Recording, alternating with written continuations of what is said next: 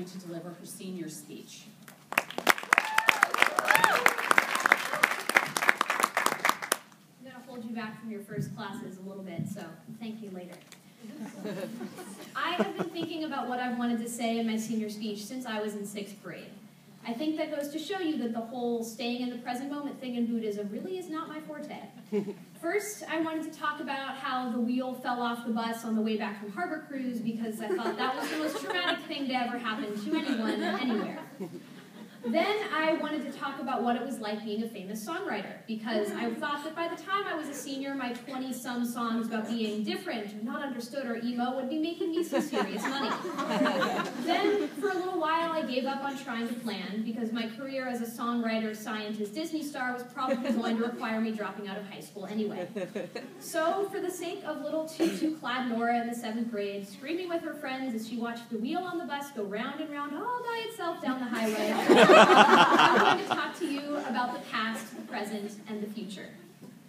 My focusing on time may be due to the fact that 9th grade Nora spent an entire summer eating pistachios and watching 6 seasons of Doctor Who without blinking or changing out of her pajamas. It could also be because, as I mentioned, 5th grade Nora discovered the Buddhist practice of mindfulness, which often emphasizes the importance of remaining in the present moment and the present moment alone. I have found this extremely hard, and I tend to dwell more in the past or the future, however near or distant, and I think that's true for a lot of people. Personally, I am inclined to think about a stupid thing 11th grade Nora might have said to a friend or a stranger or a boy, and stay up all night thinking about how that person must think I'm a complete idiot and never want to see or speak to me again.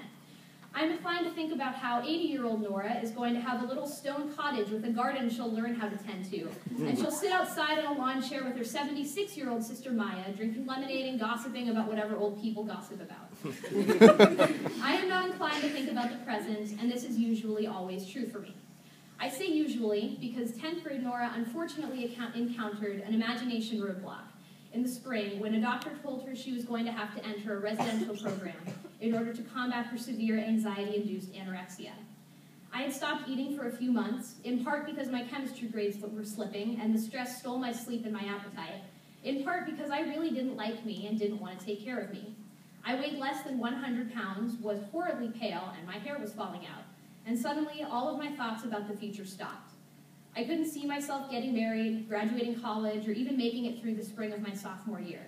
All I saw for the first time in my life was the present moment, a moment of feeling so small under the pitying gaze of my doctor and parents, and I hated it.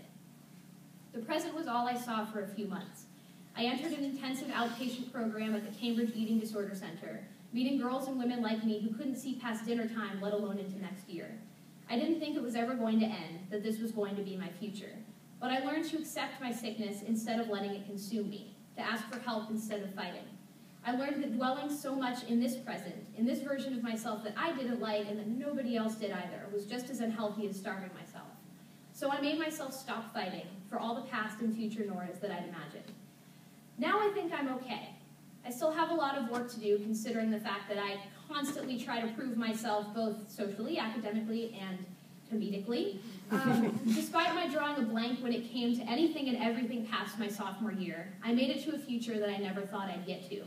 That's a part of my past that I try not to dwell on too much. But whenever someone asks me, what would I change? I could change one part of the past. Anything I've ever said or done, I tell him or her that I think I want to leave everything the way that it is. I'm comfortable with the person who I am today, and I don't know if that would be possible if anything were different. I wouldn't change the eating disorder, the depression, not even the hair extensions in 6th grade.